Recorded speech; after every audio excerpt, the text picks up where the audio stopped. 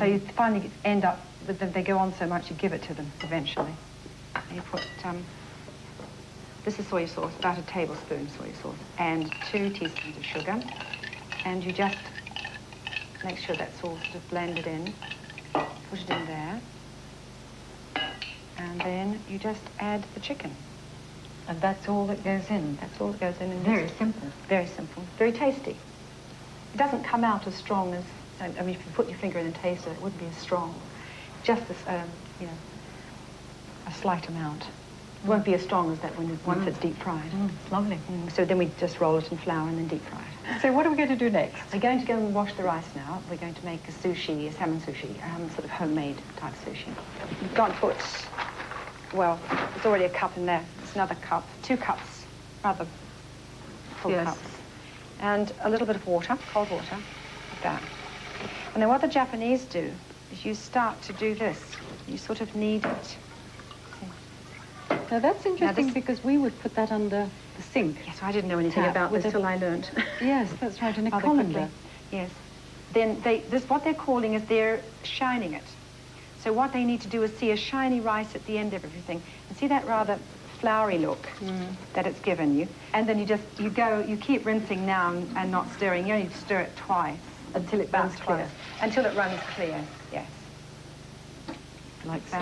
That's pretty clear now. Then you have to put enough water in to cook it in, which is about basically up to the first knuckle of a very big hand, it seems. This is going to be spinach salad. Let's put the stalks in like that, so they cook up first, because they take the longest to do. Interesting, you leave all the stems on.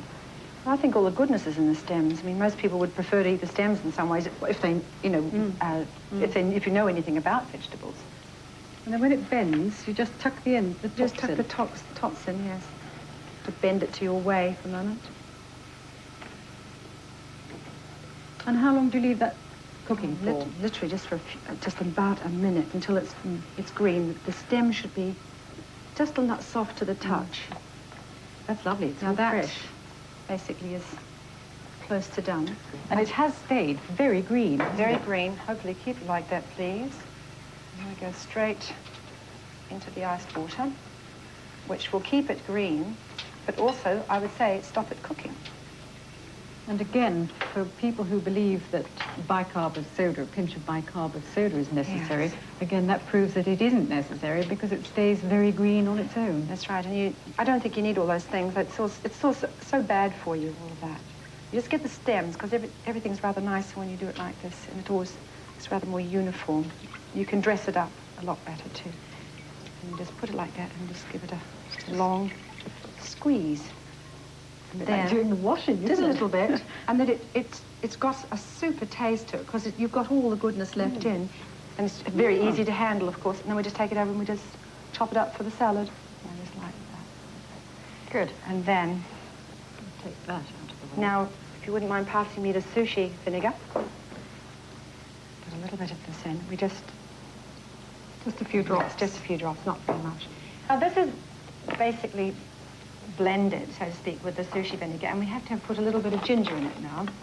It should all be just chopped in little lumps like this. Lovely. And that's that. Now we're ready to put it into the mold. There's our tin, which is half layered. Yes. Now we've put a little bit of cling film in there, and just layer this. It's in an ordinary cake tin. With a loose bottom? Yes, so we can push it out very easily. Just need to do that around there to the edge. Then you just put the rice in. And you're dipping your hands in what? This is sushi vinegar again. In order to be able to handle the rice, you've got to be able to get it free of your fingers. So you just dip your fingers in like that. And that stops it from sticking? Yes, it does. Oh, that's a neat tip. I've always wondered how you did that, and of course now the secret is out. Oh, and then that is done. That's finished. Now, can you please pass me the seaweed? This is called nori. But amazing. The third Japanese word I know. Amazing stuff, isn't it? I could eat it just like that. Yes. Could you substitute spinach for that? No, that's all you can do. I think if you have one outing to London about every 6 months, you can get enough of it to survive on for 6 months. Okay, so that's basically finished now. Good. Now we've, I think, virtually done everything. Do you think it's time to disappear and go and have a We've looked at it for long enough, haven't we? Japanese beer before we taste all these lovely delicacies? Yes, yes, let's Good. do that. In Japan, you don't pour your own beer. You say, you know, cheers or kampai, and then they see it empty and think, oh goodness, you know, they must pour it. So when you finished yours, you would not be allowed because it's just not a friendly gesture. You know? It's rather nice. A lovely idea. Cheers, Kiri. Kampai. Kampai. And we have it all laid out. It's all here. That's our finished Spinach, which is in a sesame oil and sesame seeds and soya sauce. This is the chicken that we marinated and have since deep fried for about 5 to 7 minutes. As you can see, it's well cooked. It's a lovely rich brown, and it's nice and crunchy to the taste, to the touch. And this is the picnic type, the Japanese picnic. You can sort of fill up the nori, which is the seaweed here. A little bit of meat, this sort of piece, a bit of cress, a bit of carrot. And hold it like that and eat it. And that's our fish Sushi, yes. which looks beautiful. Now it's turned out very much like a cake, very firm. Yeah. Kiri, I've had a wonderful time. Thank you very much. I can only hope that life goes very peacefully with your builder in the months to come, and we shall look forward to seeing you on the golf course, I expect, next time. That was fascinating. Kiri Te Kanawa is